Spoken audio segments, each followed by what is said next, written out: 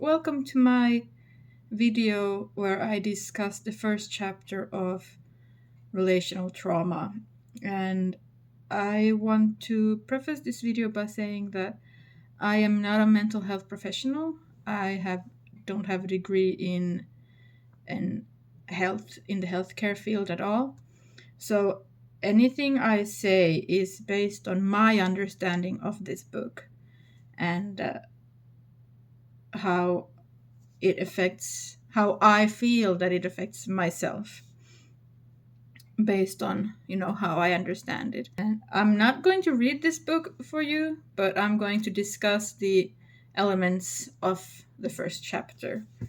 So the book is called Lapsuuden, kehityksellinen trauma, and it's written by Juha Klaavus, who is a psychotherapist.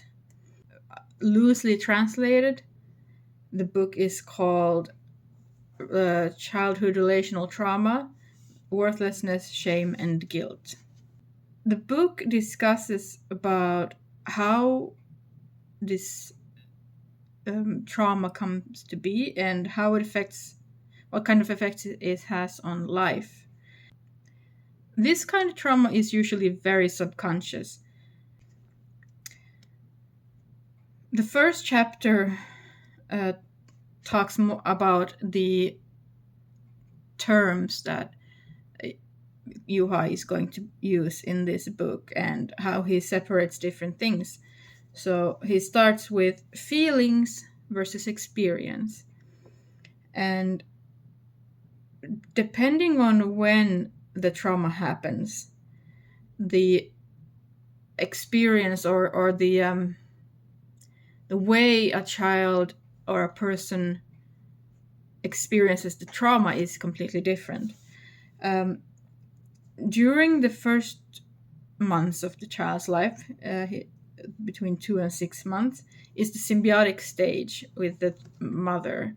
And that's, the baby hasn't learned the difference between itself and the mother. It doesn't understand time, and it doesn't understand feelings as we understand it. So for a baby, it's not a feeling of worthlessness or shame or guilt. It's, the whole being is, its whole worldview, its whole universe is different and is affected by everything is affected by this trauma. Versus when you're older, you can actually feel this, your worthlessness, your shame and your guilt. You can see them as separate from your being, while the baby still cannot feel them as separate from itself. The baby can't carry these feelings, so it has to cut off these, emotions and feelings, so to even be able to survive. And that means that it disassociates and it never enters the baby's consciousness even, but it does enter the baby's subconscious. Meanwhile, for an older child who experiences trauma, you can separate it from your whole being, and you can carry these emotions better. And the older you get, the more coping mechanisms you get. Well, a baby doesn't have any coping mechanisms other than the disassociation. And the subconscious affects life more than the conscious, because if you can't see it, if you don't know it's there, how can you fix it? So when I think about my own experience with trauma and how it was born, I of course I can't say for certain.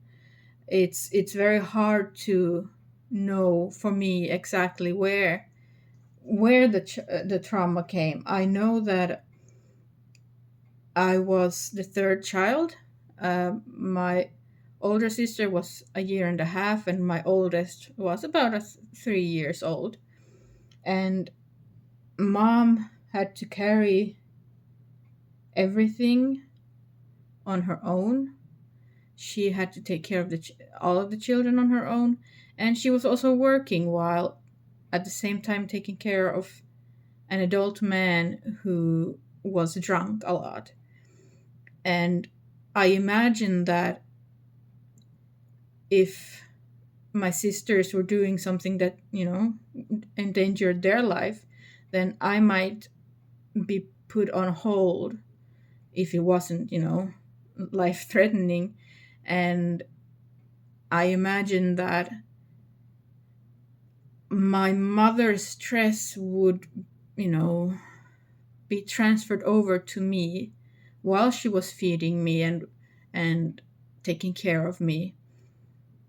I have a feeling that she might have been a bit more mechanic in her care of me than she was with my sisters.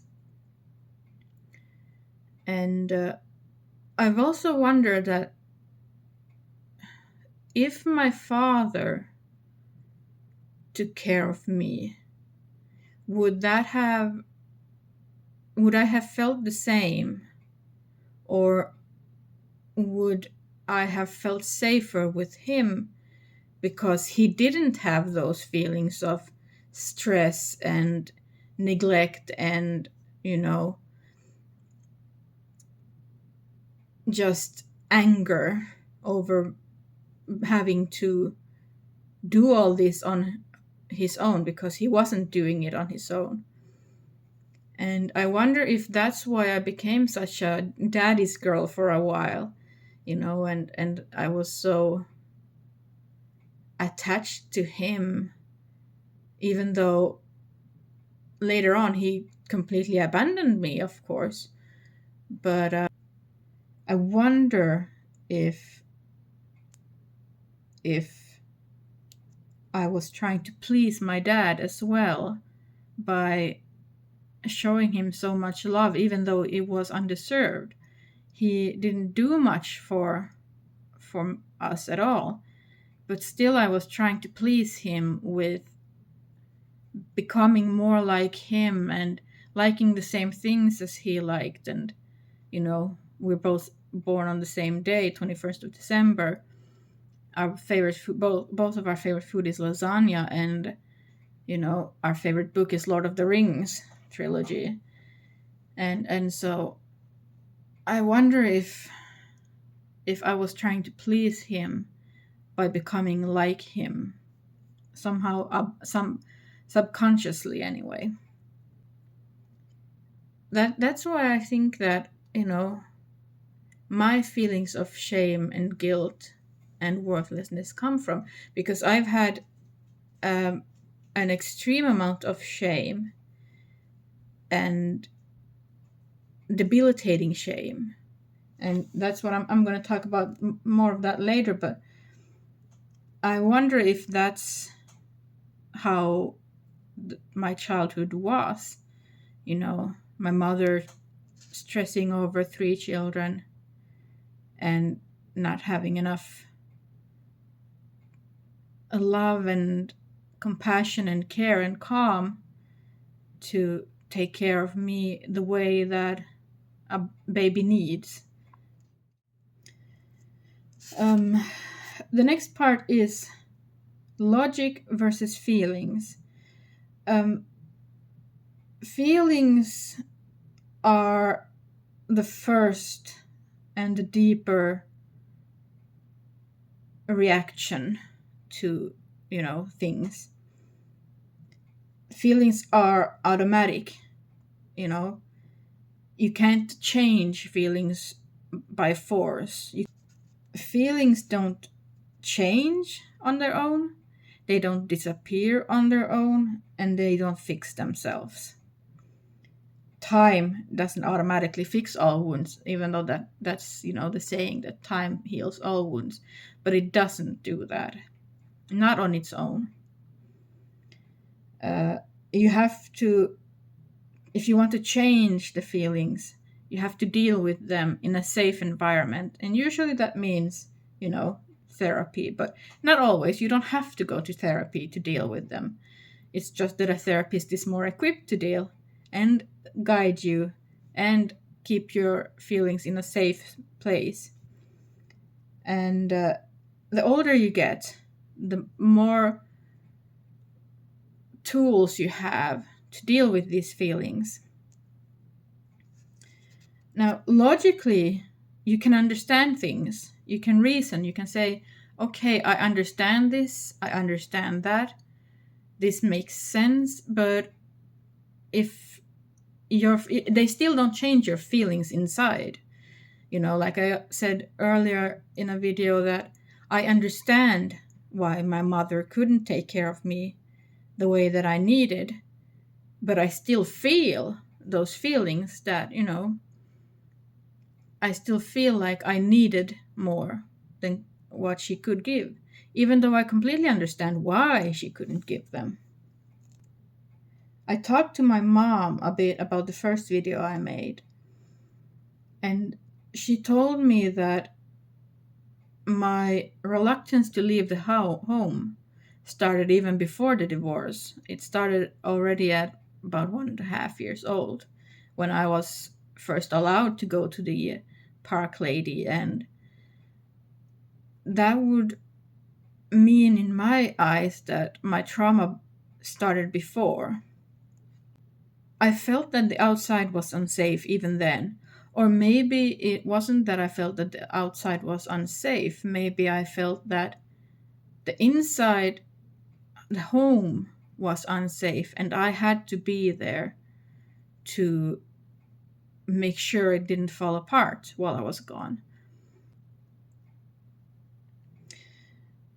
I also kind of need to remind myself and others that this was the 80s and the mid 80s and 90s, early 90s. Things were different then, Parents were parenting differently, and we had different ideas on how a proper parent would be like. And while mom didn't leave us alone that young, we were pretty young when she started to leave us alone when she went out to drive the taxi and, for work.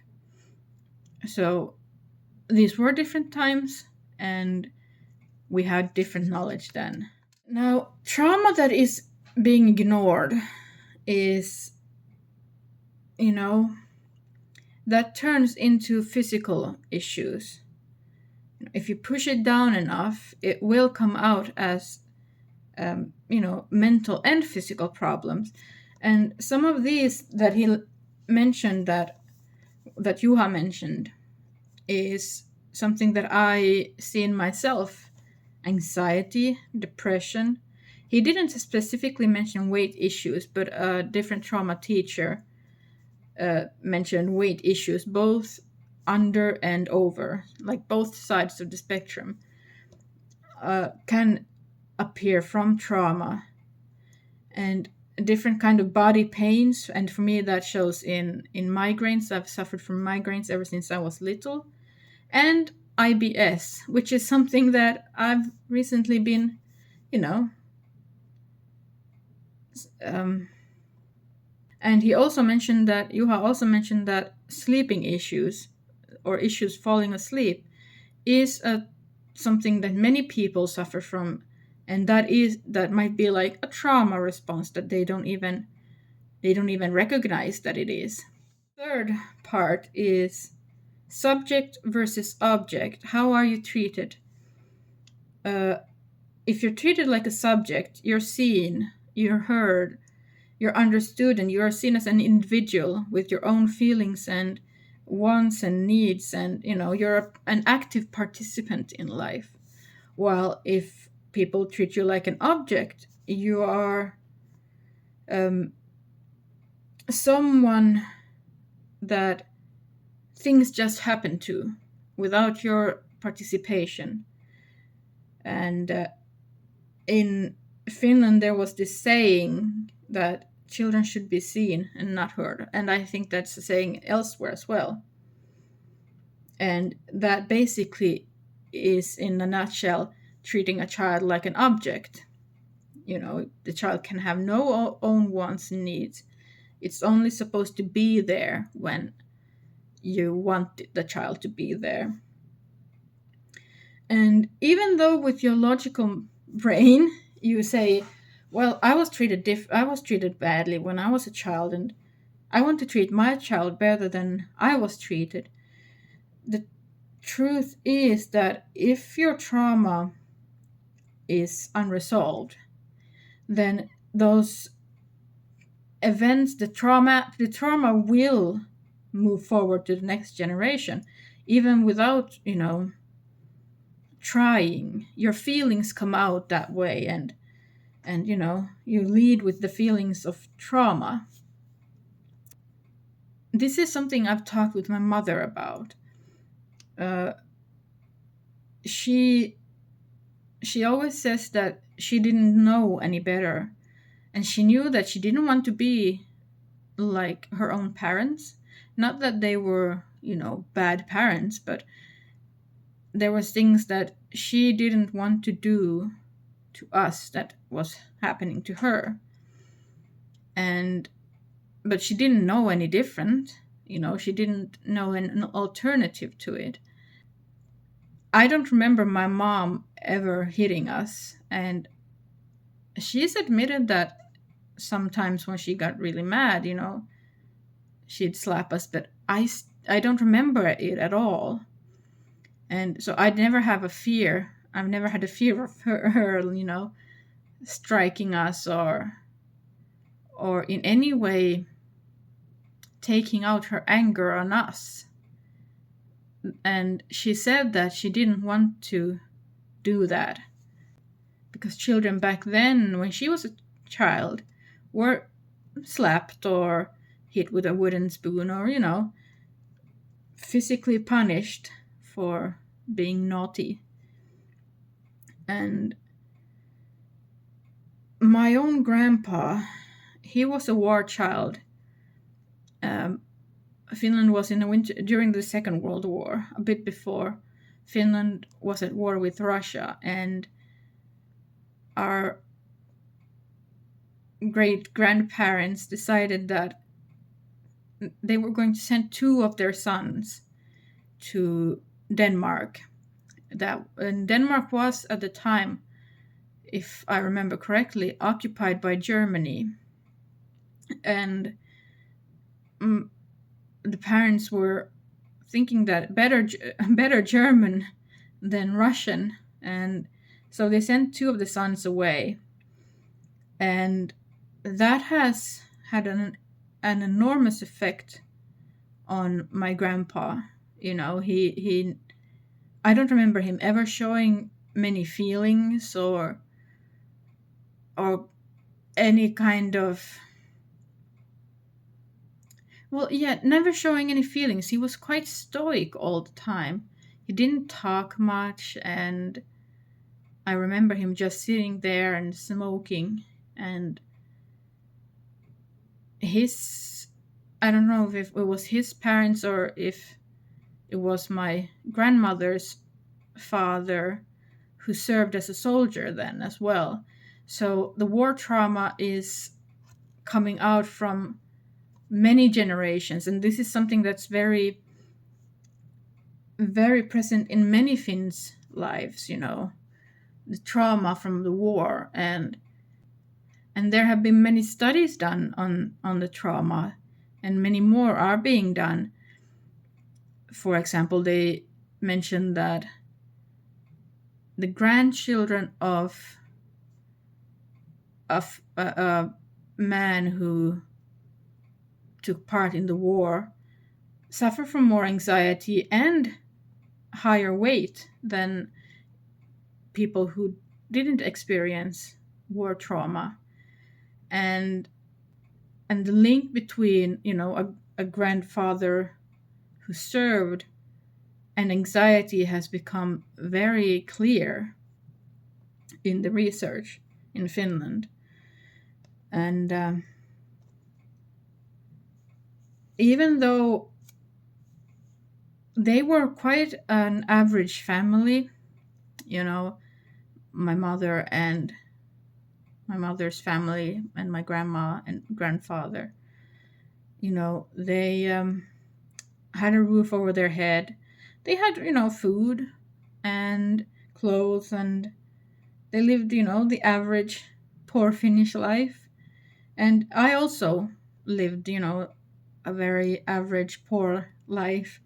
I had roof over my head. I had food and I had clothes. We didn't get like a lot of clothes, but we had clothes on our back. And that was considered to be enough to raise a child back then. If you had your physical needs met, then you were raised well and you shouldn't have any issues. And people would always think that, if the family on the outside looked very good, but the child was misbehaving, then that must mean that it was a bad child, and the child was blamed for everything, even though on the inside the family might have been cold or dysfunctional. And relating to me, I always wondered if Mom felt ashamed of me. She never participated in any school events or I feel like she was ashamed of, well, I feel like she was ashamed of being my mother, and she tried to place the blame on me because she didn't know, she didn't know what to do with me. She didn't know how to deal with me and my problems, and so I was labeled a bad child. And I have a feeling that my best friend's father thought I was a really bad child and a bad influence to his daughter, and that I was just a problem child. I felt that the teacher thought that as well, that I was a problem child, and I didn't understand why I was a problem child because I was away from school so much. And, it's easy to see physical damage from, being slapped or physically punished, but it's quite hard to see the emotional damage, especially in a family that is so normal. And I, as a child, was doing my best to hide all the emotional trauma and emotional issues so that nobody would know that everything isn't okay.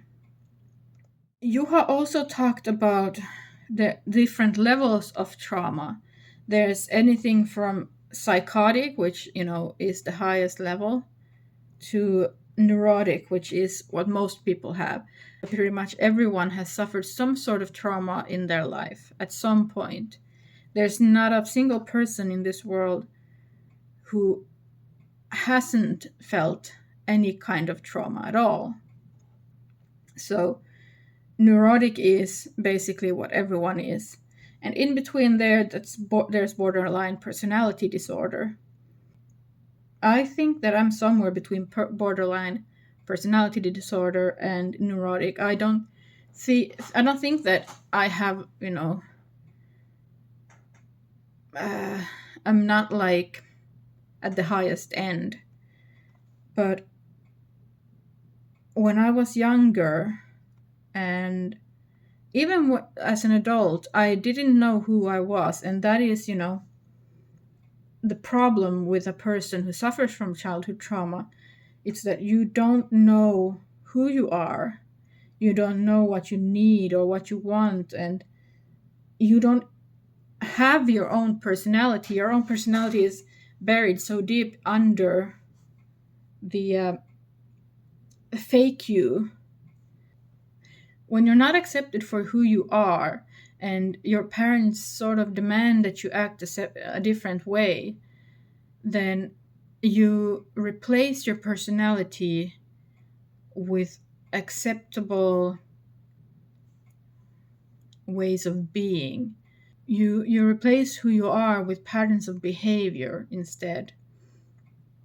And Juha Klaavus, he decided that there's 3 ways sort of to be. And there's the real you, which is your real personality, and it's built separate from your parents, and it's your authentic self.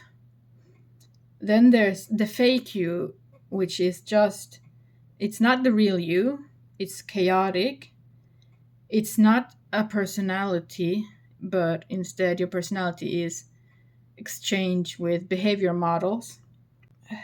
You have sort of a split personality, and you act a certain age where the personality was split, so you never really develop fully as an adult. You're kind of stuck in the past behavior wise. And then there's the victim versus abuser, which is connected to the subject versus object. The victim is often objectified, while the abuser is the one who objectifies. And the victim submits to the other person's demands. That's the one who, changes based on what the other person needs them to be or wants them to be. While the abuser has learned the pattern of behavior that you're allowed to treat people as objects, and you're allowed to put your demands on top of them. And oftentimes these two, you're not either a victim or an abuser.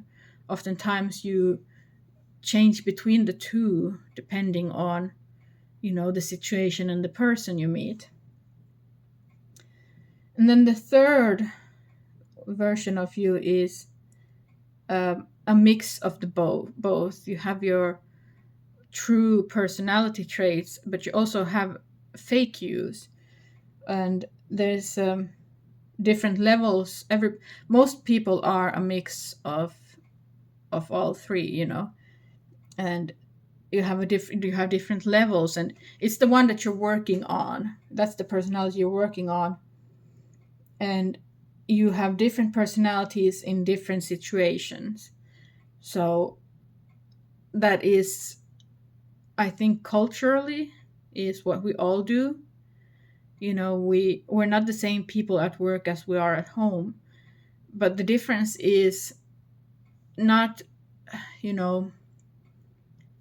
just in the behavior, but also in our needs and wants, and can we be our authentic selves in all places. And it's normal to have fake parts from childhood. Like I said, everyone suffers from some sort of trauma, and everyone has different levels of coping, and these coping skills can be taught, and you can learn to deal with trauma better in the future. I know that I've gotten more real me along the years, and I'm not as chaotic as I was before. I've figured out who I am a bit more. I'm still not, completely real me. I don't know if I'll ever be. But yeah, I feel like I've come a long way already. That was the first chapter And like I said, I'm not a mental health professional. If I have understood some of these wrong, then please do correct me. I will continue reading this book and read the second chapter, and then I will do the same, a video about that, and how it has affected my life. But here in between, I am going to talk about the webinar that I watched and what I learned from that one. The webinar was how people pleasing is a trauma response. So that's going to be the next theme video. And yeah, thank you for watching my first theme video about trauma. I hope to see you in the next one.